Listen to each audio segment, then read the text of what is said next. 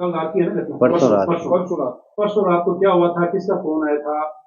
आप बताइए कि कहाँ गए थे, किन को छोड़ गया था आप लोग? क्या थोड़ा बहुत भी आवाज नहीं था कि इतने बड़े अपराधी? परसों रात को मैं हॉस्पिटल गया हुआ था, तो मेरे पास कॉल आया। मेरे साथ ही रहता है एक लड़का, जिसको भी ऐसे इस घटना का कुछ भी नहीं पता था। वो अपनी शॉप से आ रखा था पेट्रोल पंप की तरफ, तो उसका कॉल आया था कि दो सवारी छोड़नी है सुजानगढ़। तो मैं बोला ठीक है, छोड़ दूंगा। फिर मैं घर पे आके वाइफ को ड्रॉप करके हम हॉस्पिटल गए हुए थे। ड्रॉप करके फिर वापस गया था, तो वहां से वो पीछे वाली सीट पे बैठ गए थे दोनों। और जिसका कॉल आया था और एक लड़का और साथ में था जो मेरे साथ ही रहता है, वो एक लड़का पीछे बैठ गया और आगे की तरफ एक लड़का बैठ गया। उनको मैं बोला आप दोनों चल लो, नाइट का टाइम है, दो लड़कों को छोड़ना है, आपने फोन किया तो साथ में सेफ्टी रहेगी, नाइट का टाइम है। तो हम चले गए। फिर उन्होंने 1500 रुपये पेट्रोल पंप पे दे दिए हमें, लाडनू पुलिया के पास में जो पेट्रोल पंप है डीडवाड़ा में, वहां पे दिए। तो मैंने तेल डलवा के वहां से फिर सुजानगढ़ की ओर रवाना हो गए। तो रास्ते में वो बोल रहे कि हमें कभी चूरू छोड़ दो, सालासर छोड़ दो, हिसार छोड़ दो। तो मैं बोला भैया आपको एक बार बता दो जाना कहाँ है। बोला हिसार छोड़ दो। तो मैं बोला हिसार के ज्यादा पैसे लगते हैं। तो बोला 10 15 20 हजार लग जाए, हमें कोई दिक्कत नहीं है, आप छोड़ दो। तो मैं बोला भैया हमारे घर वाले अलाउ नहीं करते 10 बजे के बाद में। तो उनको फिर वो बोले ठीक है सुजानगढ़ की तरफ चलो, वहां से कोई साधन देखते हैं। मैं बोला भैया आप ट्रेन में चले जाओ। तो बोला हम ट्रेन में नहीं जाएंगे, हम आराम से जाएंगे बस में या टैक्सी में। तो फिर उनको एक बस दिख गई सुजानगढ़ बस स्टैंड पे, दिल्ली नोखा लिखा हुआ था उस पे। तो वहीं उन्होंने गाड़ी रुकवा ली और उसी बस की तरफ वहां कंडक्टर से बात करने लग गई कि हमें हिसार जाना है। तो उनको वो बोला कि हिसार तो नहीं जाएंगे, तो फिर वो धारवाड़ा की ऐसी कुछ बात करने लग गई।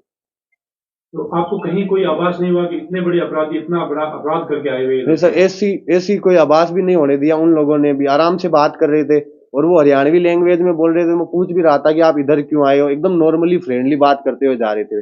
फिर थोड़ी देर बात किए, फिर वो चुपचाप बैठ गए। तो फिर हम भी नॉर्मल होके फिर गाड़ी चलाने लग गए।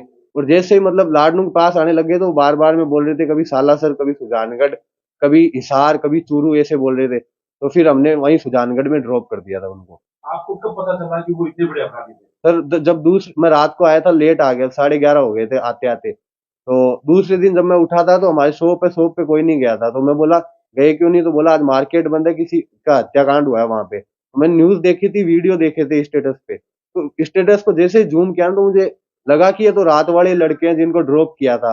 तो फिर मैंने अपने घर पे बताई थी सारी घटना की ऐसा हुआ था और इनको मैं ड्रॉप करके आया था। फिर घर वालों ने मुझे, कजन अंकल है उनके पास में भेजा था, तो वहां कोई नहीं था। फिर मैंने शाम के टाइम 6 7 बजे करीब अंकल को कॉल लगाया, मैं ऐसी बात है क्या करूं? तो उन्होंने बोला कि पुलिस की हेल्प करनी चाहिए तुझे, थाने में चला जा सीआई साहब के पास में। तो मैं वहां जाके सीआई साहब को पूरी घटना बताई थी। क्योंकि मैं जब जा रहा था तो मेरे जो दोस्त था जिसने कॉल किया था वो रास्ते में मिल गया था मुझे। तो उसके पास में खड़ा था, तो वहां पुलिस की गाड़ी आई थी और हम दोनों को वहां से एसपी ऑफिस ले गई। आपको तो वापिस भेज दिया, तो आपका एक दोस्त है जो जिसे पुलिस हिरासत में अभी भी रखा हुआ है, उससे आपकी बात क्या हुई थी? नहीं सर, वो मेरा दोस्त नहीं है। जिन्होंने मुझे कॉल किया था मेरा दोस्त, वो उनका दोस्त है। तो मैं, जिन्होंने मुझे कॉल किया उनके थ्रू मैं गाड़ी लेके गया था। और जो पुलिस की हिरासत में है उसको, तो उससे मेरी कोई जान पहचान नहीं है। जो मुझे कॉल किया था उससे है मेरी। तो जिसके पास कॉल आया था वो लड़का भी आपके साथ उनको छोड़ने के लिए आपके हाँ साथ जी, गया? वो भी मेरे साथ गया था वहां पे। तो एक लड़का आप में से उनके साथ बैठा था, पीछे बैठा था, हाँ जी। तो उसने भी ऐसा कोई नहीं बताया कि इन पे कुछ शक है या ऐसे कोई कोई बदमाश भी हो सकते हैं? नहीं सर, हम तीनों को ऐसा कुछ भी घटनाक्रम का ही नहीं पता था। हम तीनों अकेले भी आए थे नाइट में, और रास्ते में खाना भी खाए थे लाडनू लाडनू हाईवे पे, लाडनू सुजानगढ़ हाईवे पे जो है।